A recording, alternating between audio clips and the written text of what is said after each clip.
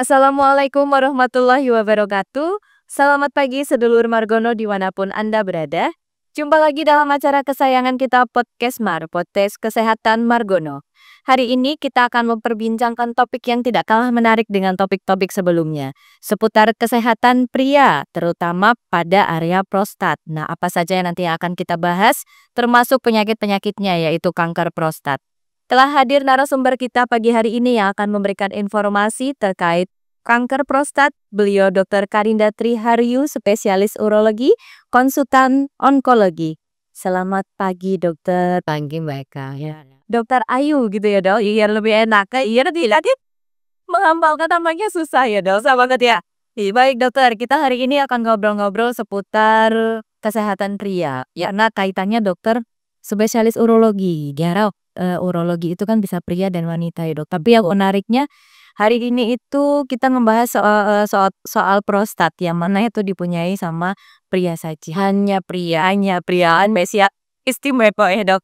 Oke, ngomongin prostat nih, Dok. Prostat sendiri itu apa dulu, Dok? Areanya di mana? Jadi mungkin sedulur Margono ada yang belum tahu nih, pria itu punya prostat tapi areanya di mana, fungsinya untuk apa? Oke.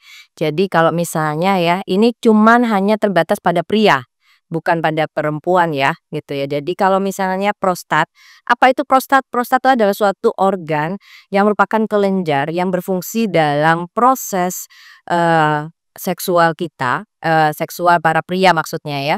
Dan letaknya itu berada di bawah kandung kencing.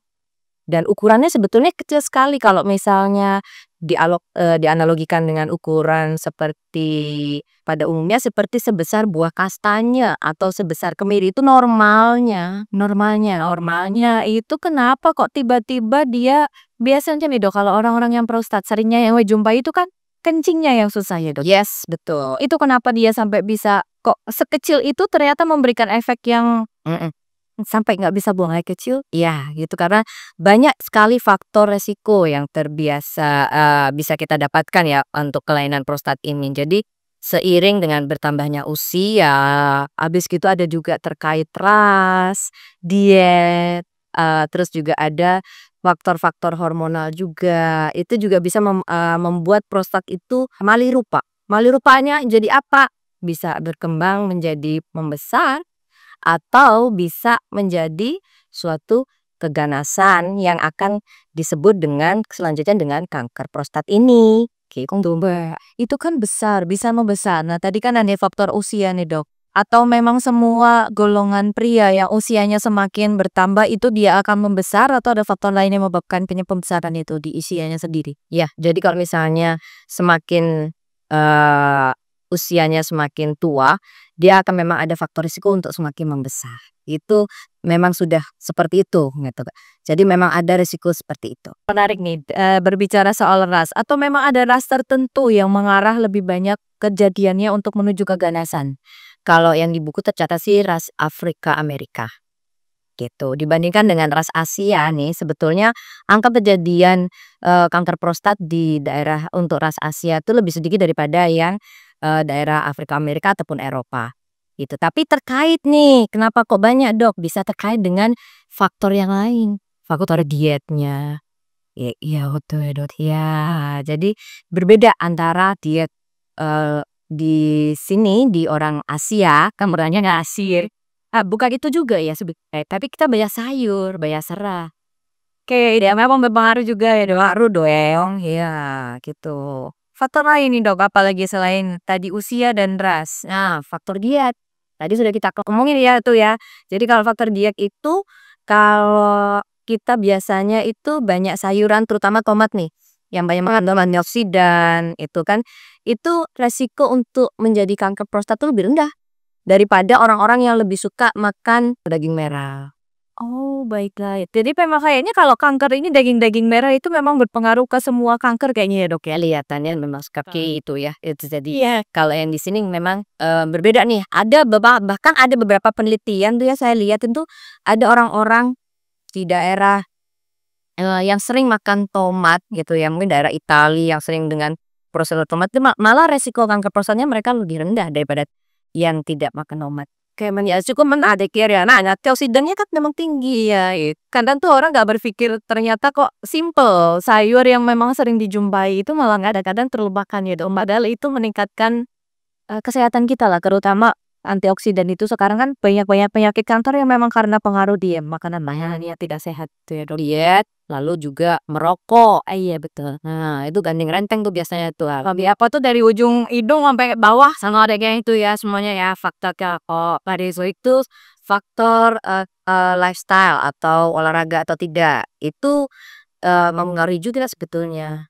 iya, iya kalau olahraga memang itu berpengaruh ke semua sistem tubuh kayak prostat saja. Oke Dok, kalau ngomongin keganasan nih tadi si prostatnya, nah tandanya tuh apa sih kok kita tahu bisa bedain itu keganasan atau tidak atau deteksi dininya bagaimana Dok? Ya, pertanyaan bagus nih. Jadi ceritanya ya, sebetulnya kanker prostat itu kalau pada stadium dini atau pada stadium yang awal-awal justru tidak ada gejalanya. Bingung ya. Tuh kan? Tapi begitu ada dia sudah mungkin dengan pembesaran massa, habis itu mengadakan infiltrasi atau menyebar ke tempat-tempat lain, baru dia ada gejala-gejala. Nah, itu tuh pitfall-nya tuh biasanya. Biasanya kalau orang-orang datang ke dokter kalau sudah ada yang dirasa di halo. Itulah pentingnya sebetulnya yang kita sebut dengan deteksi dini. Oke, nah cara-cara awalnya nih Dok, biar nggak sampai datang sudah dengan keluhan yang parah, kan ngobatinnya otomatis bukan lebih susah ya Dok? Nah, di deteksi dininya nih ngomong-ngomong kita nih. Deteksi dininya sebetulnya dengan medical check up itu. Tapi pada dapet ya Dok. Masalahnya tuh nggak aware, kadang sebenarnya tubuh tuh sudah memberikan warning nih, ini ada yang nggak beres nih, cek nih, tapi kadang-kadang orang tuh abai. Ya, begitulah. Yang paling gampang tuh apa sih Dok? Sebetulnya itu kita harus memprogramkan deteksi dini pada semua pria ya, di atas usia 50 tahun. Itu. Jadi kalau misalnya pada pria di atas usia 50 tahun, sebaiknya kamu sudah aware terhadap kesehatanmu sendiri. Kamu sudah cek yang namanya PSA. Namanya apa dok? PSA adalah suatu zat yang kita pakai untuk memeriksa semakin tinggi angka tumor marker PSA itu ada kemungkinan kamu terkena dengan kanker prostat atau penyakit-penyakit yang lainnya di sekitar prostat juga bisa sebetulnya. Oh ya, kaitannya dengan kanker itu deteksi dininya pakai PSA ya. Kita bisa melakukan nggak Dok? Banget. Oh, gratis. Gratis.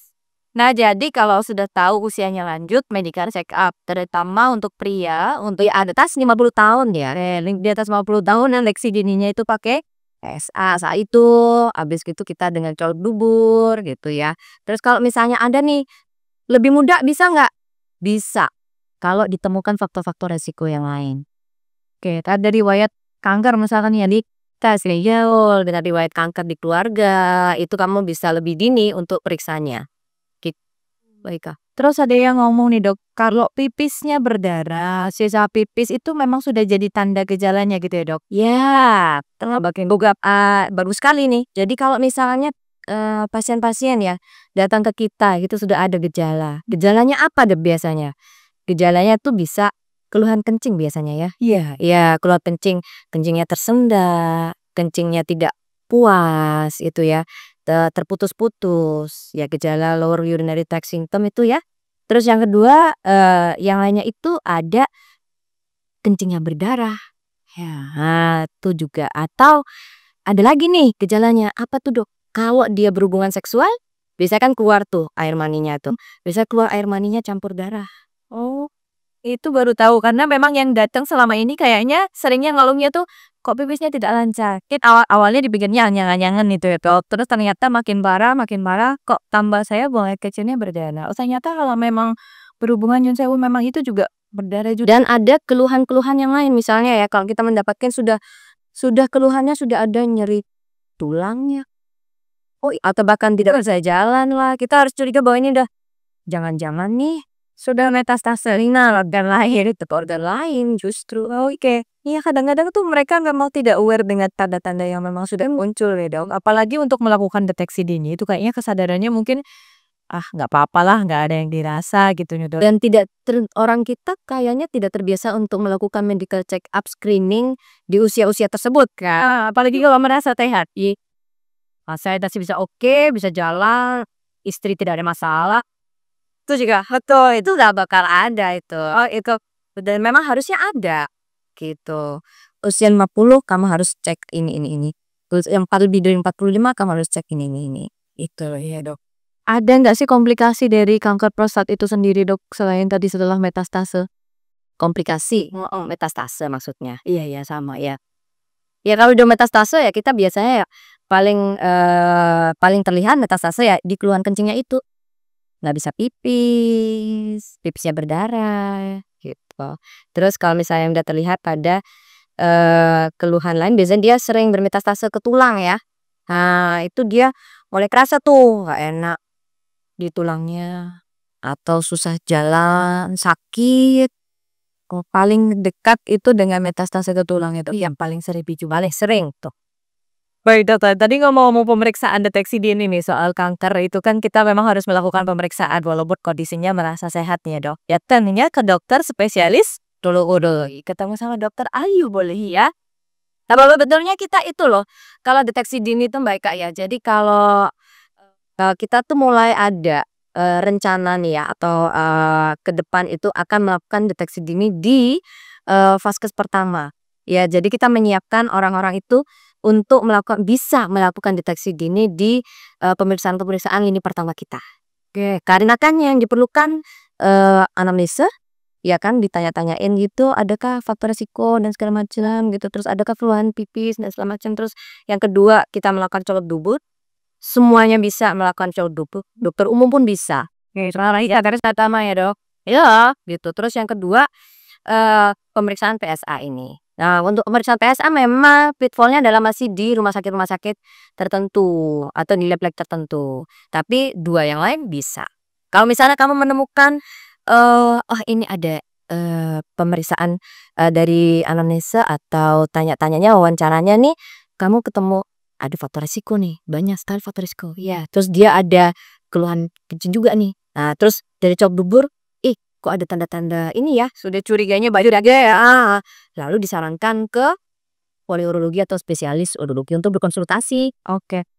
Jadi awalnya kita datang ke vaskes pertama dulu untuk pemeriksaan fisik, ke depannya ya kedeannya ya ini ya. Jadi kalau sudah curiga terus diarahkan ke dokter urologi, ke dokter Ayu ya sudah Margono.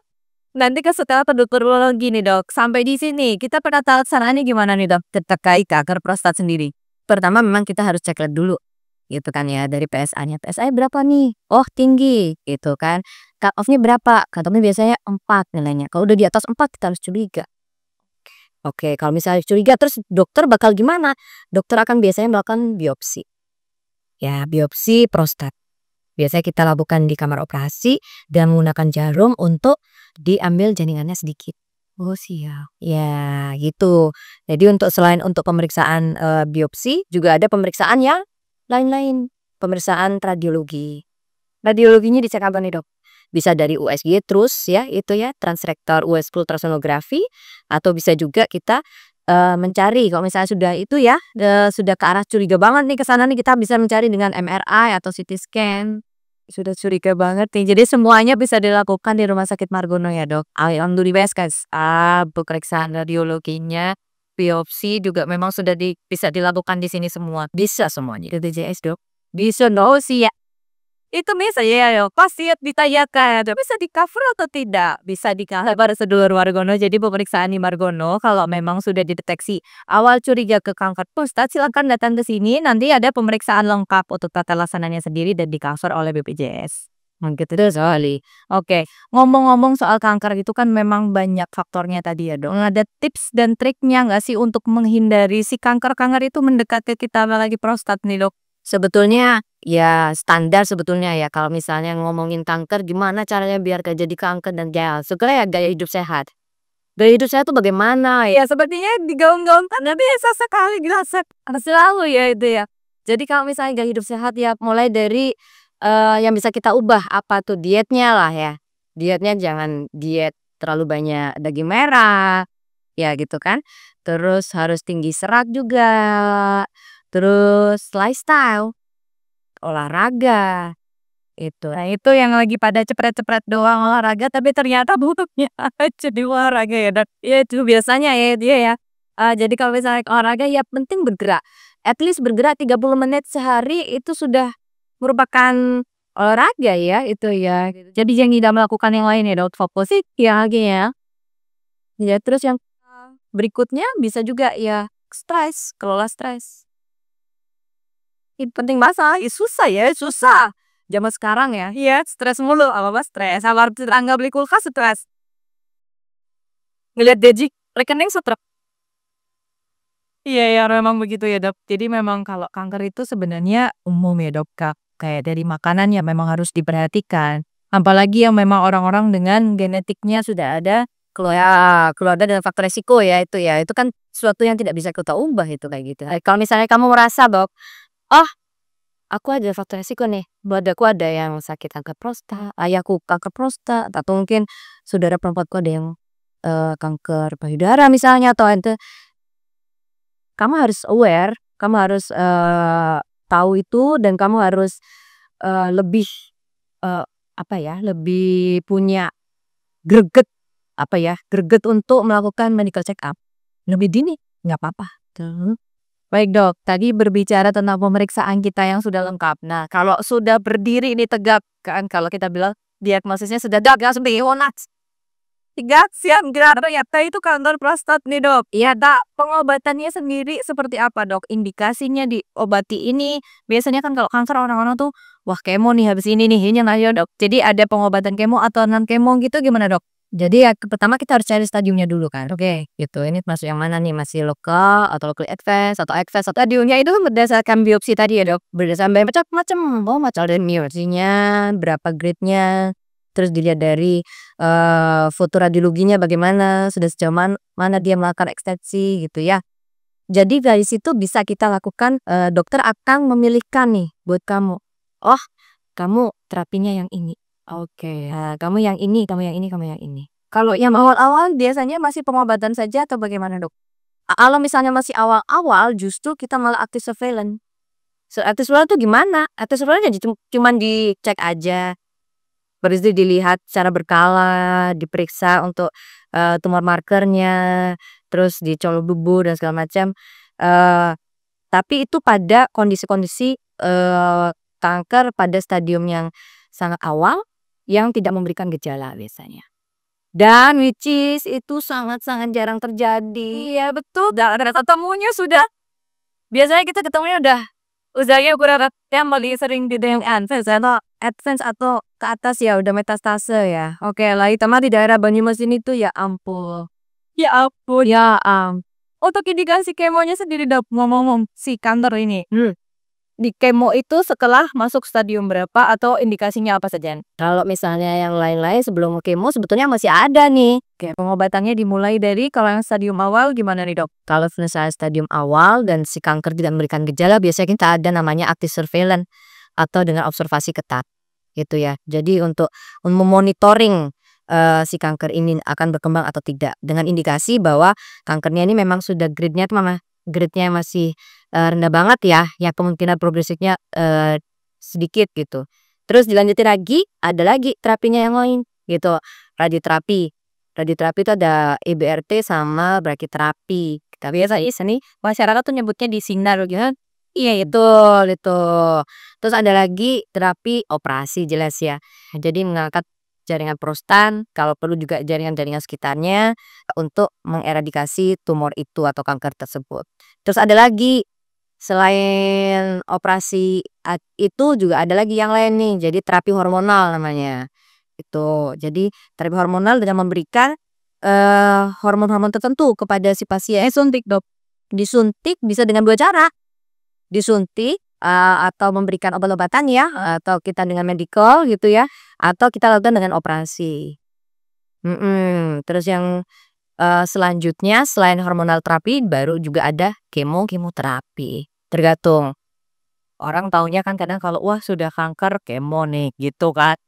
Nanti lihat sinetron aja buka rotok apa kayak tes akhirnya Jadi banyak tuh pasien-pasien datang gitu ya, pasien datang dia sudah terdiagnosa dengan bahwa biasanya bawa hasil, patologi anatomi ya itu ya, karena kan kadang-kadang itu kebanyakan karena itu tadi gejala awalnya itu nggak bisa pipis, dengan itu ternyata ketemulah gitu ya, karena tuh datang tuh dia nih sudah dengan haru biru, oh, habis gitu udah, "Gimana nih dong Dok, gimana?" Itu ya kita harus memberikan edukasi itu bahwa bukan harga mati ya, bukan jadi kiamat ya untuk kamu jadi, terdiagnosa kanker prostat ya, karena kan banyak sekali pilihan terapinya ya dan itu memang bisa diusahakan ya, Dok. Yes, banyak sih ya kualitas hidupnya tetap baik ketika kena CA, kena ya batu atau pengobatannya masih bagus, patuh gitu ya Dok ya. Kadang orang pikir dia sudah, wah udah CA nih, udah kanker nih, udah. Dan semakin udah ya udah jadinya. Udah semakin udah habis gitu dikasih tahu nggak mau gitu ya, ngerasa bahwa ini sudah berakhir, gitu nggak mau berobat, itu yang terus malah jadi ke alternatif yang ngapunten ya, itu udah alternatif dan segala macam. Jangan gitu, karena kita harus, secara medikal ada banyak pilihan terapinya. Bahkan even kamu sudah divonis dan kemoterapi ya, which is itu kan sudah itu ya berarti sudah ada metastase ya, sudah ada penyebaran, masih bisa untuk IVF. Betul, banyak pasien-pasien kanker yang sudah kemo tapi ternyata juga masih produktif, masih bisa melakukan kegiatan sehari-hari itu. Baik. Begitu sedulur Bargono, jadi jangan kalau sudah kena kanker terus putus harapan. Iya sih banyak usaha yang bisa dilakukan. Kalaupun tidak bisa menyembuhkan ya Dok, bisa sembuh nggak sih Dok kalau kanker ini?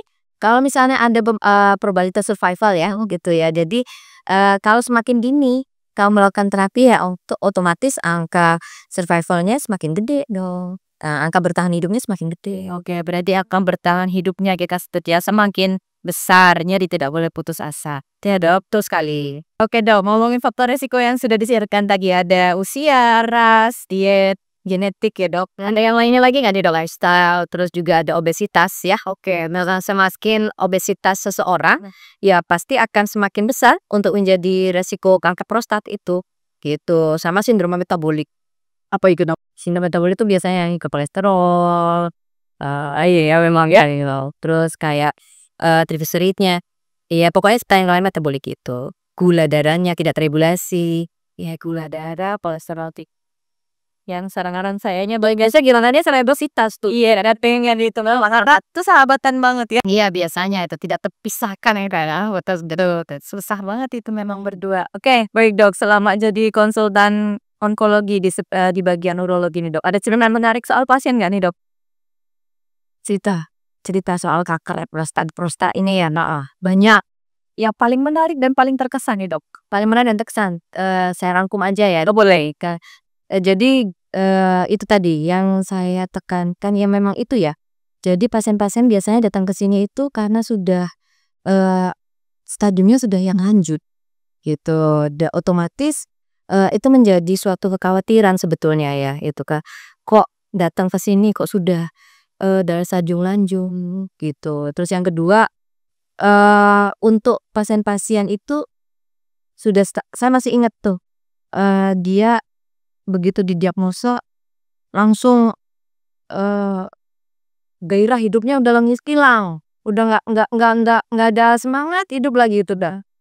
Terus, saya ya stadiumnya dia pasti udah lanjut ya gitu ya, terus kita terapi dan kita cuman bilang kepada pasien bahwa, "Pak, jangan jangan putus asa dong Pak, ini kan, ini kanker bukan harga mati, bukan kiamat," gitu kan, "masih banyak yang bisa kita lakukan," gitu. Terus alhamdulillahnya dia menjadi pasien kami sampai sekarang dan masih,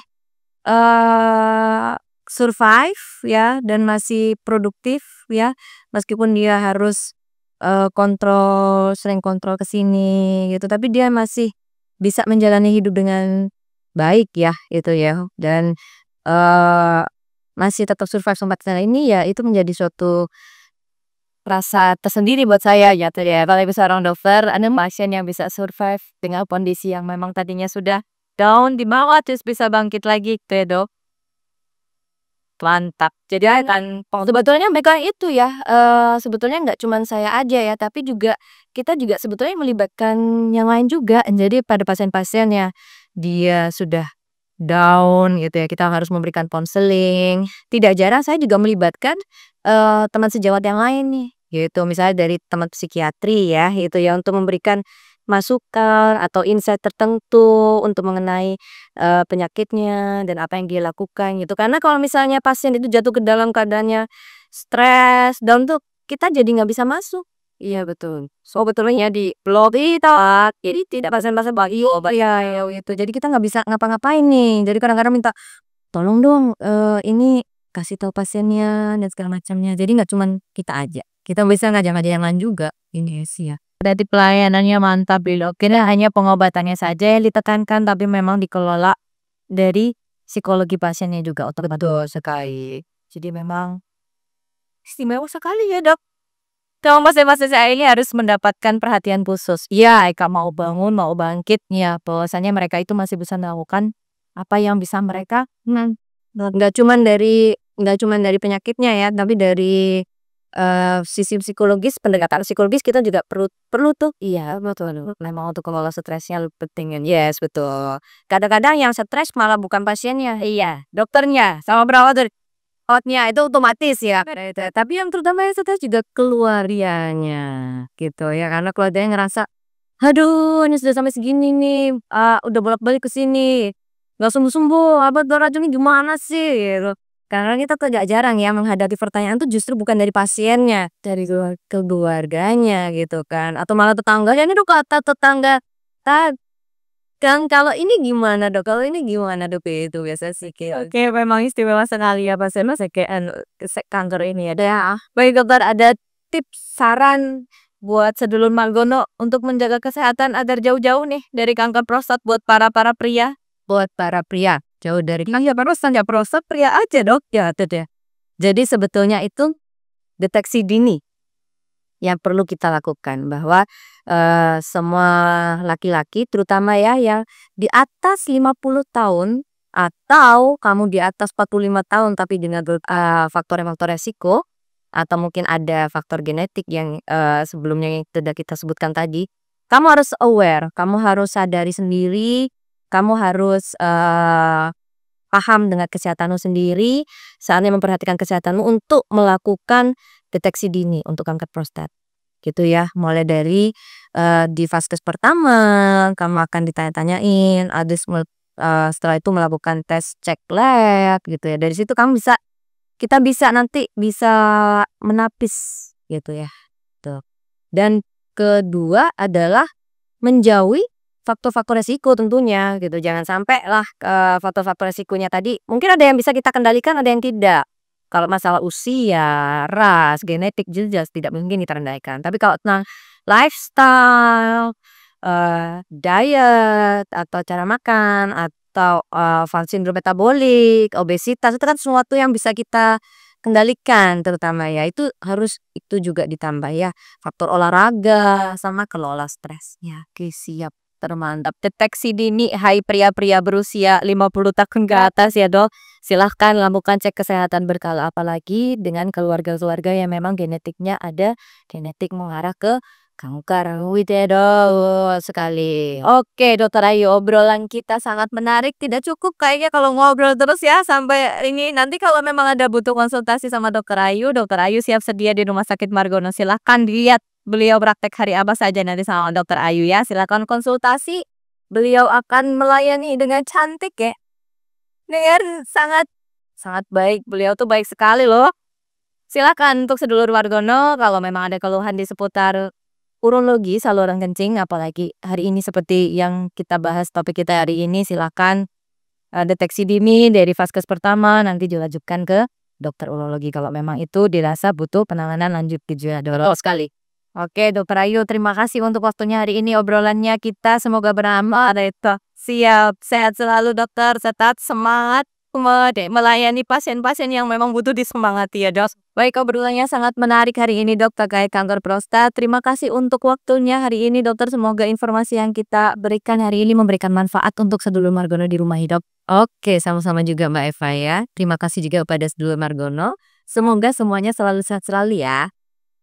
Baik, sedulur Margono dimanapun Anda berada, obrolan kita berakhir di sini mengenai kanker prostat. Semoga memberikan manfaat kepada sedulur Margono di rumah. Jangan lupa untuk melakukan deteksi dini ketika sudah menginjak usia 50 tahun, 45 apabila memang ada genetik ke kanker. Akhirul kata untuk obrolan kita hari ini semoga bermanfaat. Saya Eva Diandari dan Dr. Karinda Trihariyu, spesialis urologi konsultan onkologi, pamit undur diri. Terima kasih. Wassalamualaikum warahmatullahi wabarakatuh.